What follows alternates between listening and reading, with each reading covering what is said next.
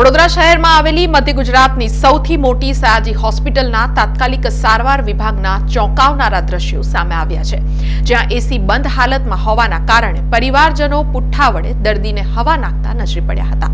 વડોદરા શહેરમાં મધ્ય ગુજરાતની સૌથી મોટી સરકારી સયાજી હોસ્પિટલ આવેલી છે। આ સયાજી હોસ્પિટલમાં આધુનિક મશીનરી સાથે અનેક રોગોની સારવાર આપવામાં આવે છે, જેના પગલે આસપાસના જિલ્લાઓ તથા અન્ય રાજ્યોમાંથી પણ દર્દીઓ સારવાર મેળવવા માટે અહીં આવતા હોય છે। જોકે ઘણીવાર સયાજી હોસ્પિટલ તેની ગંભીર બેદરકારીઓના કારણે ચર્ચાનો વિષય પણ બનતી હોય છે, ત્યારે હાલ આવો જ એક બનાવ સામે આવ્યો છે। જ્યારે દર્દી ગંભીર હોય ત્યારે તેમને એસી વચ્ચે સુમેળ ભર્યા વાતાવરણમાં સારવાર આપવામાં આવે છે, જેથી દર્દીઓને તકલીફ ઊભી ન થાય અને તેઓ સારી આબોહવામાં સારવાર મેળવી શકે। જોકે સયાજી હોસ્પિટલના તાત્કાલિક સારવાર વિભાગમાં કંઈક અલગ જ નજારો જોવા મળ્યો હતો। સયાજી હોસ્પિટલના તાત્કાલિક સારવાર વિભાગમાં લગાવવામાં આવેલા તમામ એસી ટેકનિકલ ખામીના કારણે બંધ હાલતમાં જોવા મળ્યા હતા, જ્યાં બંધ એસીના કારણે પરિવારજનો દર્દીને પુઠ્ઠા વડે હવા નાખતા નજરે પડ્યા હતા।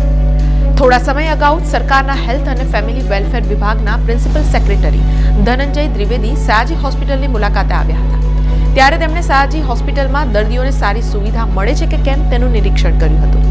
આ મુલાકાતના પગલે સયાજી હોસ્પિટલનું તંત્ર દોડતું થયું હતું અને સયાજી હોસ્પિટલમાં દર્દીઓને સારી સુવિધાઓ બતાવવાનો પ્રયાસ કરાયો હતો, જ્યાં એસી પણ લગાવવામાં આવ્યા હતા અને હાલ આ એસી બંધ હાલતમાં જોવા મળી રહ્યા છે। તાત્કાલિક વિભાગમાં બંધ એસી મામલે દર્દીના પરિવારજનો દ્વારા કર્મચારીઓને જાણ કરવામાં આવે છે અને કર્મચારીઓ આ અંગે તંત્રનું ધ્યાન પણ દોરે છે। જોકે સમયસર તંત્ર દ્વારા સમારકામ કરાવી એસી શરૂ કરવામાં ન આવતા દર્દીઓ અને તેમના પરિવારજનો હાલાકી ભોગવી રહ્યા છે અને એસી ચાલુ ન થતા દર્દીના પરિવારજનો અને કર્મચારીઓ વચ્ચે પણ રોજની માથાકૂટ સર્જાય છે।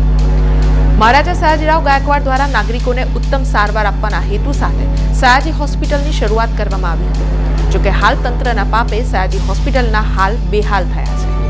દર્દીઓ માટે સુવિધા ઊભી કરવા સરકાર તરફથી કરોડો રૂપિયાની ગ્રાન્ટો ફાળવવામાં આવે છે અને તેનો ઉપયોગ પણ કરવામાં આવે છે, પરંતુ યોગ્ય સુપરવિઝનના અભાવે સુવિધાઓ દર્દીઓ સુધી પહોંચતી નથી।